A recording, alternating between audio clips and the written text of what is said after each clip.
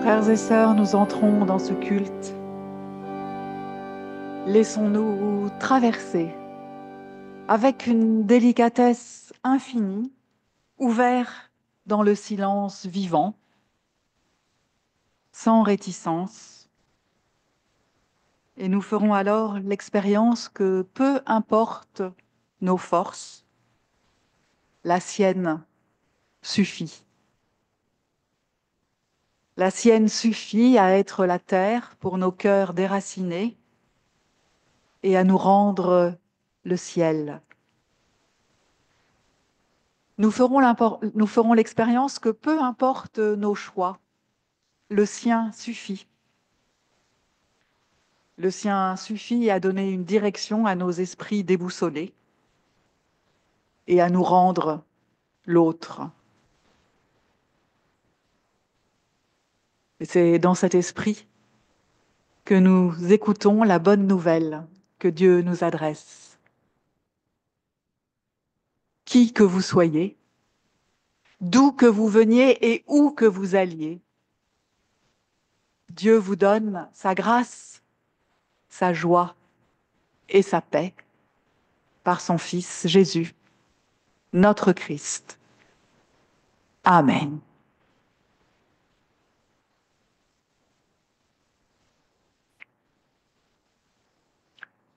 Et nous prions.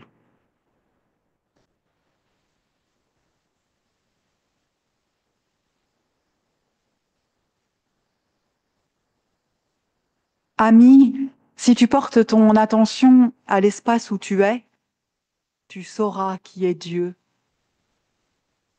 Car Dieu est comme un espace immense et vide qui se déchire lui-même pour que le monde soit dans sa beauté.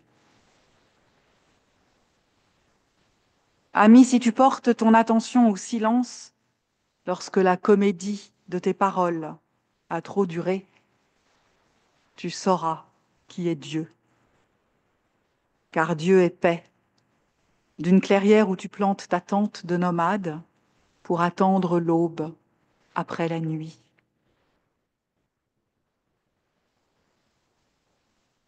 Ami, si tu portes attention à la lumière qui ne peut être perçue en elle-même, mais par laquelle tout peut être vu, alors tu sauras qui est Dieu.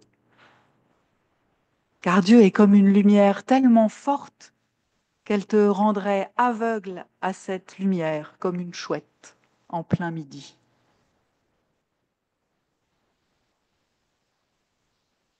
Si tu portes attention à la chaleur d'une nuit d'été pour t'y blottir, alors tu sauras qui est Dieu. Car son amour et sa bénédiction couvrent et enveloppent le monde de toutes parts d'un bercement où l'on peut trouver la paix et le sommeil d'un enfant. Si tu portes attention au temps qui, par la vigueur de son archet, conduit le chant de nos vies, alors tu sauras qui est Dieu. Car le temps est sa traîne et il conduit le monde avec une majesté sans entrave, avec un défilement inexorable jusqu'à la plénitude de son accomplissement dans le royaume. Tu sauras que Dieu est une attention dans le monde, une veille sur la nuit des êtres humains, une mémoire qui garde leur histoire dans l'éternité. Amen. Ton nom, Seigneur, est tellement magnifique.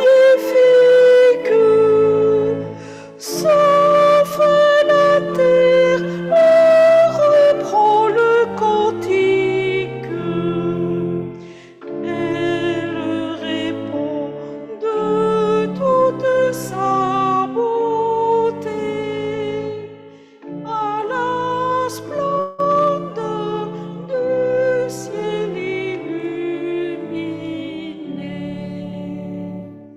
Dans une démarche d'humilité pour présenter à Dieu ce que nous sommes, débarrassés de tous nos masques, de tout ce que nous mettons par-dessus pour cacher.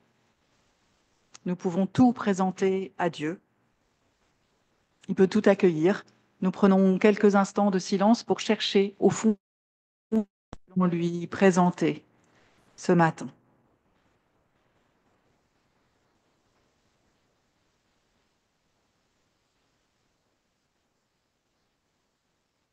Mon Dieu, je viens à toi avec toutes mes contradictions, fatiguée de ce que je suis et de ce que je ne suis pas, contrariée par ce que je fais et ce que je ne fais pas, irritée par ce que je dis et ce que je ne dis pas. Mon Dieu, à la fois je te désire et je te repousse. Je crie vers toi et contre toi. Je t'appelle et je te conteste. Je m'incline et je me révolte. Pardon pour tous ces tiraillements qui brouillent et embrouillent mes pensées, sans trop savoir ce que je veux, ce que je peux.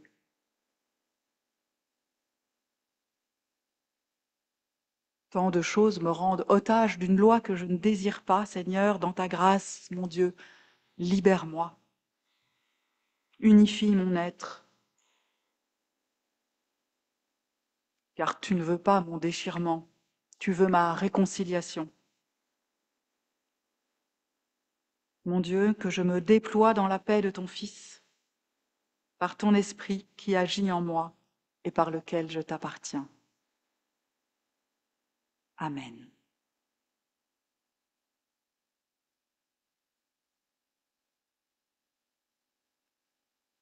Et nous écoutons cette parole de grâce et de pardon de la part de Dieu. Plus forte que nos tristesses, aujourd'hui éclate notre joie. Plus forte que nos ténèbres, aujourd'hui jaillit la lumière. Plus forte que toutes nos guerres, aujourd'hui nous parle de paix. Plus forte que nos morts, aujourd'hui se lève le soleil de la vie. Et plus fort que nous, aujourd'hui, le pardon est là.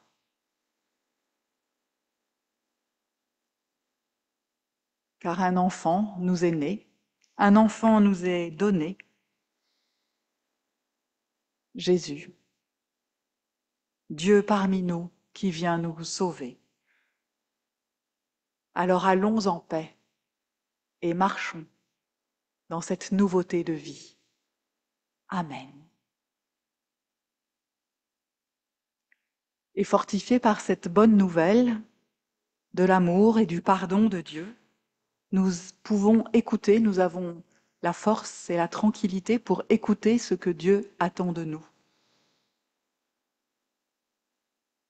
Dieu, notre Père, ne veut pas de l'injustice, ni de la haine, ni du mensonge, ni de l'indifférence. Pas plus des nôtres que ceux du monde. Il nous donne dès aujourd'hui la force de transcender nos petitesses.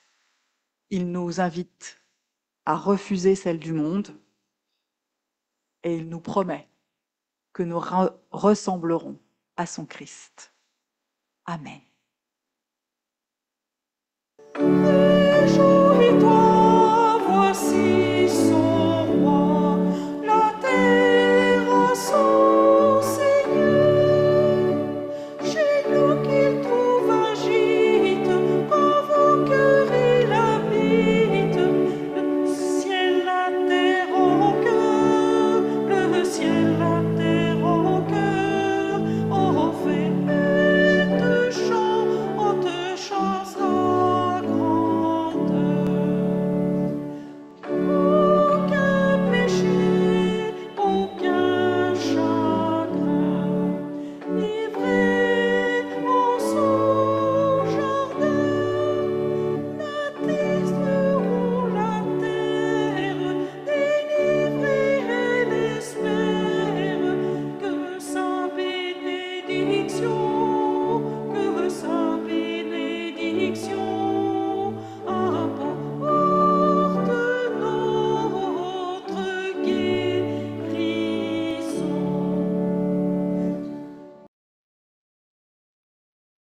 Avant d'ouvrir la Bible pour y lire les textes du jour, nous prions. Dans le silence, Dieu parle ma langue. Dans le silence, Dieu parle ma langue intime de ce jour. Et tous les jours, il le fait. Il réinvente pour moi sa langue au long des heures. Elle devient une musique inédite, composée pour mon cœur seul.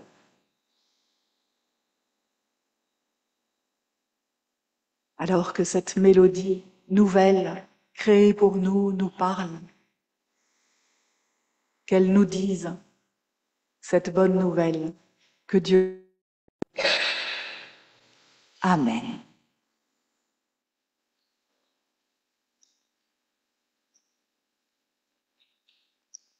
C'est par révélation que le mystère a été porté à ma connaissance, comme je viens de l'écrire en quelques mots. En lisant cela, vous pourrez comprendre l'intelligence que j'ai du mystère du Christ. Ce mystère n'avait pas été porté à la connaissance des êtres humains dans les autres générations, comme il a été révélé maintenant par l'Esprit à ses saints apôtres et prophètes, à savoir que les non-juifs ont un même héritage, sont un même corps et participent à la même promesse en Jésus-Christ par la bonne nouvelle. Et nous lisons à l'Évangile de Matthieu, au chapitre 2, après la naissance de Jésus, à Bethléem de Judée, au jour du roi Hérode, des mages d'Orient arrivèrent à Jérusalem et dirent : « Où est le roi des Juifs qui vient de naître ? Car nous avons vu son étoile en Orient, et nous sommes venus nous prosterner devant lui. » À cette nouvelle, le roi Hérode fut troublé, et tout Jérusalem avec lui. Il rassembla tous les grands prêtres et les scribes du peuple pour leur demander où devait naître le Christ. Ils lui dirent : « À Bethléem de Judée, car voici ce qui a été écrit par l'entremise du prophète. Et toi, Bethléem, terre de Juda, tu n'es certainement pas la moins importante dans l'assemblée des gouverneurs de Juda, car de toi sortira un dirigeant qui fera paître mon peuple. » Alors Hérode fit appeler en secret les mages et se fit préciser par eux l'époque de l'apparition de l'étoile. Puis il les envoya à Bethléem en disant : « Allez prendre des informations précises sur l'enfant. Quand vous l'aurez trouvé, faites-le-moi savoir, afin que moi aussi je vienne me prosterner devant lui. » Après avoir entendu le roi, ils partirent. Or, l'étoile qu'ils avaient vue en Orient les précédait. Arrivée au-dessus du lieu où était l'enfant, elle s'arrêta. À la vue de l'étoile, ils éprouvèrent une très grande joie. Ils entrèrent dans la maison, virent l'enfant avec Marie, sa mère, et tombèrent à ses pieds pour se prosterner devant lui. Ils ouvrirent ensuite leur trésor et lui offrirent en présent de l'or, de l'encens et de la myrrhe. Puis, divinement avertis, en rêve, de ne pas retourner chez Hérode, ils regagnèrent leur pays par un autre chemin. Seigneur, ta parole est vérité, sanctifie-nous par ta vérité.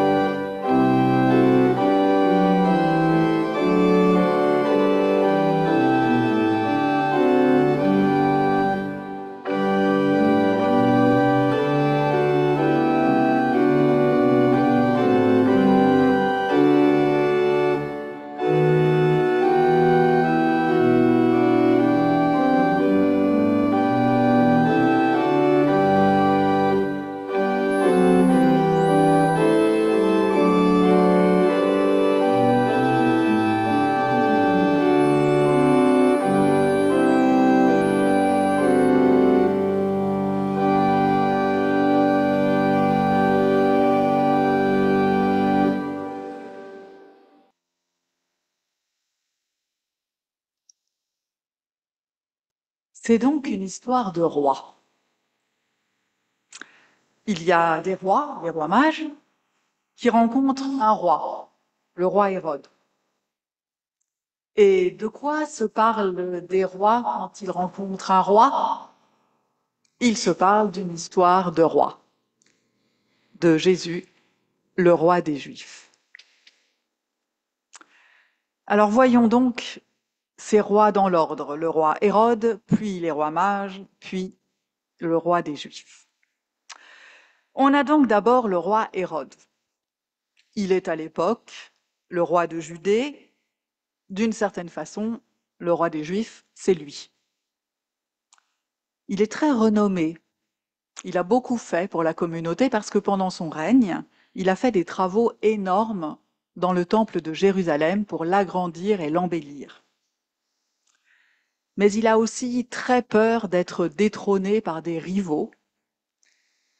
Chaque fois qu'il pense que quelqu'un est un rival, il le tue, et il n'a pas hésité à assassiner même plusieurs personnes de sa famille, sa femme, ses enfants, pour être sûr que personne ne prendrait sa place sur le trône.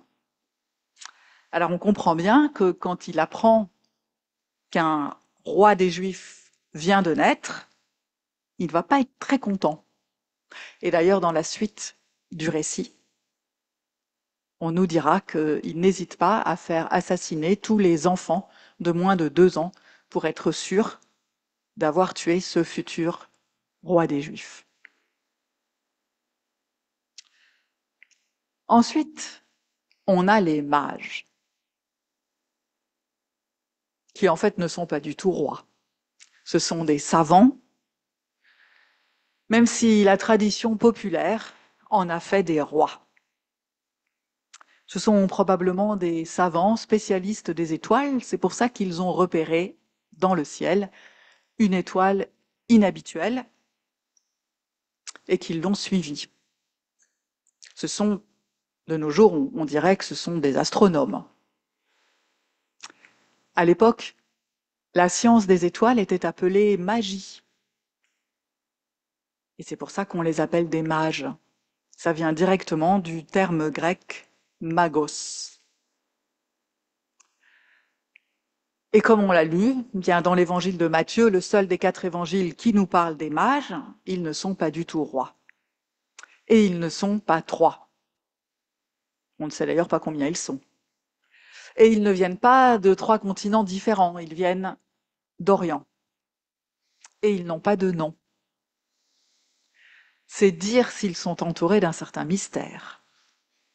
Qui sont ces savants qui ont vu une étoile inhabituelle, qui l'ont suivie depuis l'autre bout du monde pour saluer un roi qui vient de naître et qui n'est même pas leur roi? Ils disent que c'est le roi des Juifs, mais eux ne sont pas juifs. Moi, je trouve que ça nous interpelle. Parce que nous qui sommes chrétiens, ou on peut l'imaginer dans cette mouvance, puisque nous sommes là aujourd'hui, nous reconnaissons Jésus comme au choix, notre Seigneur, notre Christ, notre Messie. C'est pour ça que chaque année, nous fêtons son anniversaire à Noël, le 25 décembre. Et donc finalement, nous n'avons pas tellement de mérite. Mais pour les mages, il en est tout autrement.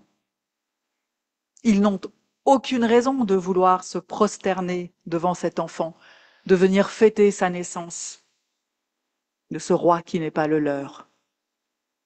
En plus, c'est un nouveau-né. Alors je crois que les mages sont l'exemple même de ce que Paul nous dit dans la lettre aux Éphésiens que nous avons lue. Tout le monde, quelle que soit son origine, a le droit de bénéficier de l'héritage du Christ. Et c'est ça, la bonne nouvelle de Dieu. Cette bonne nouvelle, les mages y ont cru. Ils ont tout abandonné. Leur travail, peut-être leur famille, tout ce qu'ils avaient, tout ce qu'ils connaissaient, leur pays, leur langue, pour faire un incroyable voyage vers l'inconnu, un voyage vers le mystère. Et il semble même que ce soit les premières personnes qui y aient cru. Alors, on pourrait ce matin se poser cette question: est-ce que nous aurions cru à la souveraineté de Jésus, de ce nouveau-né, si nous n'étions pas d'abord chrétiens? Est-ce que nous aurions traversé la moitié d'un continent pour venir nous prosterner devant lui? Peut-être pas. Alors si on revient au XXIe siècle et là où nous sommes, est-ce que nous sommes prêts? Que sommes-nous prêts à faire maintenant pour aller à la rencontre de Jésus? Je ne parle pas de faire des kilomètres, même si il y a des chrétiens qui font des kilomètres de pèlerinage, et d'autres qui traversent des continents pour sauver leur vie ou pour trouver une vie meilleure. Mais qu'est-ce que nous sommes prêts à déplacer à l'intérieur de nous-mêmes pour laisser une place au Christ en nous? Sur quoi est-on prêt à lâcher?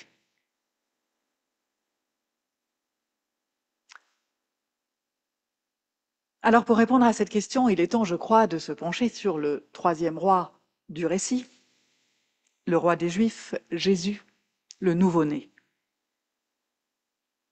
C'est étonnant parce que si on connaît un peu la suite des évangiles, Jésus passera sa vie à essayer d'expliquer qu'il n'est pas un roi. Et pourtant, cette étiquette va le poursuivre, elle va même le précéder jusqu'à la fin de sa vie, où lors de son procès, Pilate voudra absolument lui faire dire qu'il est le roi des Juifs, et Pilate va même l'écrire sur un panneau, sur la croix, au-dessus de Jésus. Et pourtant, penser que Jésus est là pour remplir la fonction de roi est un malentendu, on le voit aujourd'hui, qui commence dès son plus jeune âge, avec la visite des mages d'Orient. Jésus ne vient pas pour gouverner, il ne vient pas pour être puissant, il ne vient pas pour faire régner l'ordre, il ne vient pas pour juger, il ne vient pas pour diriger une armée, pas pour faire la guerre, pas pour chasser l'envahisseur romain, pas pour rétablir la royauté davidique, il ne vient pas pour faire ce qu'on attend d'un roi. Il vient plutôt, honnêtement, pour mettre le bazar partout où il passe, en ne respectant pas la loi, pas les règles de bienséance de l'époque. Il va avoir de mauvaises fréquentations, il va aimer la compagnie des personnes faibles et humbles, pas des puissantes, parfois même aimer la compagnie des brigands, et il va mettre en doute l'autorité des puissants et des lettrés. Jésus ne sera pas un roi. Alors, quand ce non-roi vient vers nous, est-ce que nous sommes prêts à lui faire tout de même une place de roi? Est-ce que nous sommes prêts à ne plus considérer que nous sommes le roi ou la reine de nous-mêmes, voire des autres? L'époque nous enjoint à penser que nous sommes notre propre chef, que personne ne peut décider à notre place pour nous-mêmes, et d'ailleurs c'est tout à fait bien. Loin de moi l'idée de penser que un autre être humain peut décider quoi que ce soit à ma place pour moi-même. Mais il s'agit là du Christ qui vient nous parler de Dieu, nous révéler Dieu.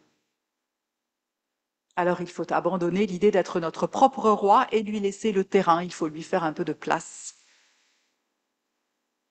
Pour que Jésus, qui n'est pas venu pour gouverner le monde, au sens politique, puisse gouverner notre vie. Il faut accepter qu'un autre que nous-mêmes prenne les rênes de notre vie. Alors ce texte de l'évangile de Matthieu se lit le jour de l'Épiphanie, le jour où on fête l'apparition de Jésus aux mages. Épiphanie en grec, ça veut dire apparition. Et dans certaines traditions, dans certaines cultures, l'Épiphanie est le jour où l'on partage une galette des rois, fête tout à fait laïque. Ce qui est bien dans la galette, c'est qu'il y a une fève. Et que celle ou celui qui tombe sur la fève devient reine ou roi pour l'occasion, et il met la couronne en papier qui a été préparée pour ça. Encore une histoire de roi, finalement. Alors à l'origine, cette tradition n'a absolument rien de chrétien, elle est totalement antérieure, elle s'enracine dans une fête de l'Antiquité romaine. À cette époque, à une certaine période de l'année, on tirait au sort parmi les condamnés à mort ou les esclaves celui qui deviendrait roi ou maître pendant le temps de la fête.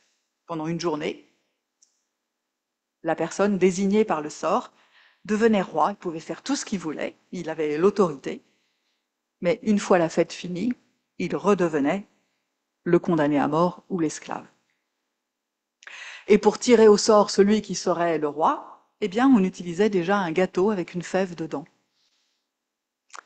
En fait, c'est une façon de désacraliser pendant une journée la fonction divine du roi, d'essayer que les rois gardent les pieds sur terre et qu'ils aient conscience de leur fragilité. Et c'est aussi une façon de dire qu'au final, ce sont les dieux qui maîtrisent le sort des êtres humains. Tirer au sort qui aura la fève, c'est dire « je ne suis pas toute puissante, une partie de ma vie, une grande partie de ma vie m'échappe et je m'en remets à Dieu ». Et c'est ce que nous disent, je crois, l'évangile de Matthieu et aussi la tradition de la galette des rois.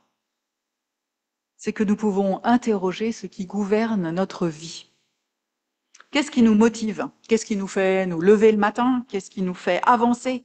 Qu'est-ce qui configure notre place sur Terre, dans ce monde, et notre rapport aux autres?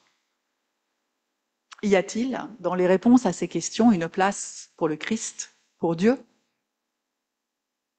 Alors, je ne crois pas qu'il y ait une seule réponse à ces questions, ni une bonne réponse. Chacun et chacune a la sienne. Mais je crois qu'on a tout à y gagner, à s'arrêter de temps en temps pour se confronter à cette question. L'idée, c'est pas de nous faire ni désespérer, ni culpabiliser, mais peut-être mieux se connaître, analyser les ressorts qui nous animent pour pouvoir les renforcer si besoin, pour pouvoir nous replacer face à notre vocation de créature et d'enfant de Dieu. Pour nous dire aussi que nous ne sommes pas là par hasard, que Dieu nous propose une rencontre pour nous ressourcer, en somme. Et comme les mages qui viennent les bras chargés de cadeaux pour Jésus, demandons-nous quel trésor nous avons à lui offrir. Alors, je sais bien qu'on va tous se dire « Ah ben non, nous, on n'a pas de trésor. On est pauvres, on n'a rien à offrir, on est malade peut-être. On n'est rempli que de doutes, de regrets ou d'inquiétudes. » Mais nous avons, je suis sûre, beaucoup de trésors, des trésors que Dieu a mis en nous, des dons précieux. Nous pouvons par exemple donner du temps à Jésus. Très pratiquement, lui réserver un petit moment de nos journées. Et on peut aussi le partager. Jésus est lui-même un trésor qui se partage. Ainsi, nous pouvons devenir des témoins vivants de cet événement qu'est Jésus. Chacun de nous, d'où qu'il vienne, pour le coup de tous les continents, peut être un roi mage. Chacun peut être un de ces importants personnages devenus rois par la force de la tradition, par la magie d'une galette, et être le premier témoin de la naissance de Jésus. Nous sommes les témoins de Jésus parce qu'il se manifeste à nous. Il est là pour nous, comme il est là pour les mages venus d'Orient. Et c'est à nous d'aller témoigner au monde de cette naissance. Amen. Nous allons maintenant confesser la foi de notre Église. Dieu, tu m'aimes tant. Tu m'as créé. Tu m'as donné une famille, des amis, un endroit où vivre. Dieu, je crois que tu veux rester mon Dieu, qui me fait vivre tous les jours. Dieu, tu m'aimes tant. En Jésus-Christ, tu es devenu un être humain. Tu as même choisi de connaître la mort pour que je puisse connaître la vie. Dieu, je crois que tu t'es donné pour m'offrir une nouvelle vie. Dieu, tu m'aimes tant. Tu m'accompagnes dans ma vie, tu m'inspires de ton Esprit Saint. Par lui, tu me révèles un peu de toi-même, qui est tellement grand, tellement merveilleux que je ne pourrais pas te tenir. Dieu, je crois que tu m'envoies rencontrer et aimer les autres qui sont tes enfants comme moi. À travers moi, tu veux leur faire connaître ton amour. Dieu, je crois que ton amour ne disparaîtra jamais.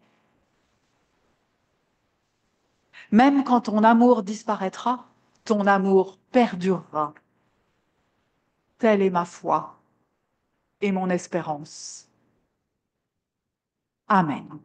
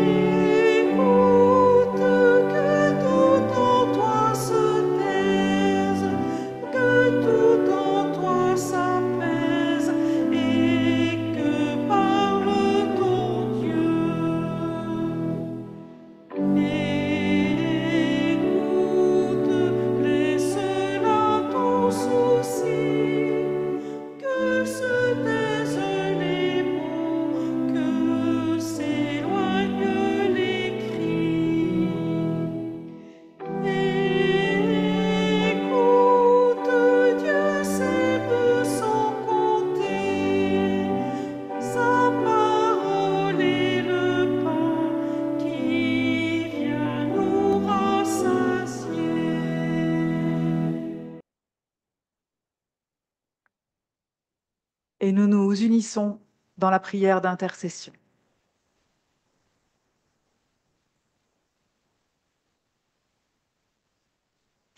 Père, fais de nous une communauté encore plus fraternelle, qui sache encore mieux partager et encore mieux accueillir.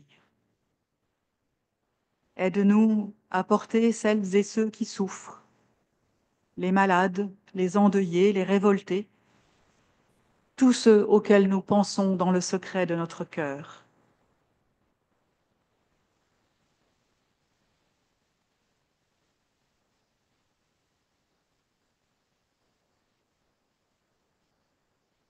Seigneur, aide-nous à porter celles et ceux qui te cherchent, celles et ceux qui ont des responsabilités, qui tentent de construire un monde plus juste.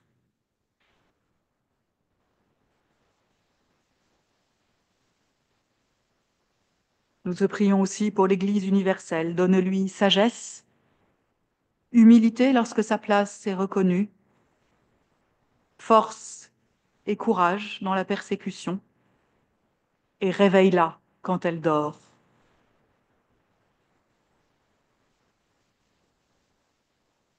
Unis à tous nos frères et sœurs en Christ, nous pouvons te dire ensemble cette prière que tu nous as apprise.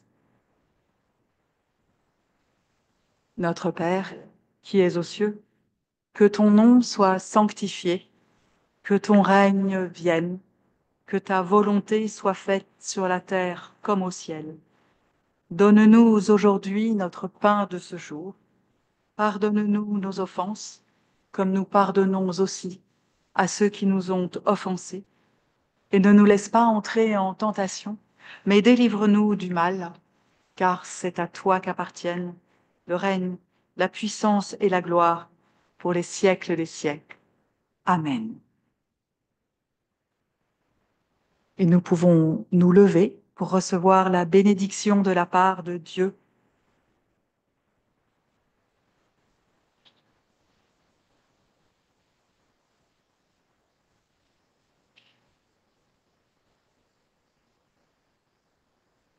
Déplions nos mains. Laissons se défaire la corde qui nous suspend à la vie. Laissons-nous déposer au sol de la vie telle qu'elle est. Ce n'est pas dans le vide que nous allons tomber. Ce n'est pas dans la boue amère de la résignation. C'est dans l'infinie terre aimante de Dieu.